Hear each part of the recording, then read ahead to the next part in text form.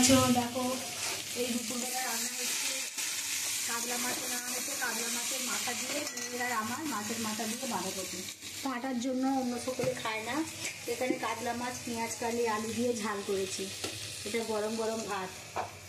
আচ্ছা, ছেলে আর মেয়ে এই যে বাঁধাকপি দিয়ে মোরলা মাছের ঝাল। ছেলে আর মেয়ে কি করে, সবজি খায় না, তার জন্য ওদের সব সবজির পাকোড়া করেছি। পেঁয়াজ কালি বাঁধাকপি ধনে পাতা দিয়ে সবজির পাকোড়া। আমার মাছের ঝোল, এটা চুনো মাছের টক। আর এই যে সিদ্ধ ডালের মধ্যে সবজি দিয়ে দিয়েছি, ডিম দিয়ে দিয়েছি। আমার ছেলেমেয়েরা অনেক বড় হয়ে গেছে, কিন্তু ওরা এখনও অনেক শিশু। ওদেরকে এই সবজিটা খাওয়াবার জন্য আমার কত রকমের পদ্ধতি করতে হয়।